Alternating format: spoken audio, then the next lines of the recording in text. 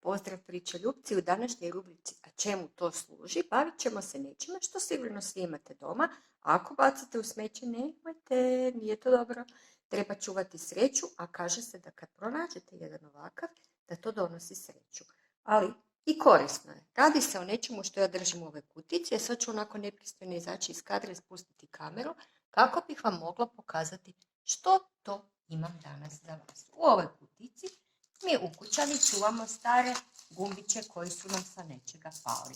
Ti gumbići naravno mogu služiti kao gumbići ako nešto moramo učvrstiti, prišiti. Ako izgubimo neki gumbić, onda ovog možemo staviti kao rezervni, ali mogu biti i nešto vrlo zabavno. A to je, na primjer, pogotovo ako imate nekoga maloga doma, možete se baviti crtanjem. Uzmete gumbiće i sa tim gumbićima crtate. Pa, na primjer, nacrtate, sad moram naći odgovarajuće gumbiće, samo sekundicu.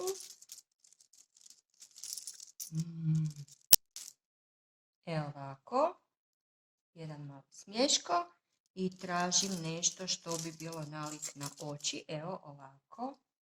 I sad imam jednog šašavog lika koji je smiješan. Mogu naravno dodati i svakakva uha, može to biti čudovište, može imati i više očiju, evo na primjer 3 oka i slično.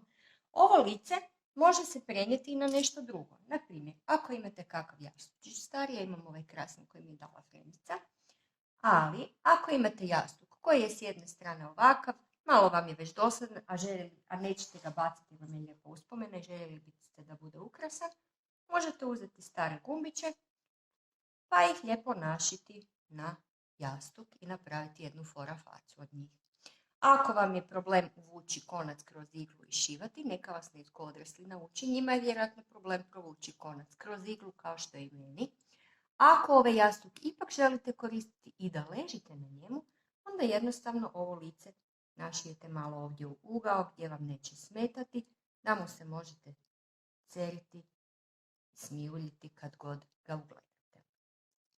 Ono za što još mogu služiti gumbići, recimo kod nas doma, su gumbići spasili ovu preslatku staru igračkicu koja je magarac mog muža. Dakle, kad je on bio jedno jako malo dijete, on se igrao s ovim magarčićem. Ovaj magarčić je jedan tužni magarčić, bio dugo vremena jer se nije niko s njim htio igrati jer je izgubio jedno oko. Sad ima 2 oka jer ako dobro pogledate, njegove oči su sada gumbići i nije jezovit i kad god dođu klinci k nama uvijek se neko s njim igra. Ono za što vam još mogu koristiti gumbići je ako imate ili ste si napravili ili već imate bilo kakvu društvenu igru u kojoj trebate figurice koje se miču po igri, onda si možete recimo izabrati, evo ja sam izabrala ovaj gumbić i da sad s nekim igram ovu društvenu igru, lijepo bi mogla micati po poljima ovaj gumbić. Nadam se da ćete se lijepo zabaviti, pošaljite mi još svoje ideje ako kakve imate za korisnu upotrebu gumbića kod kuće. Bog svima!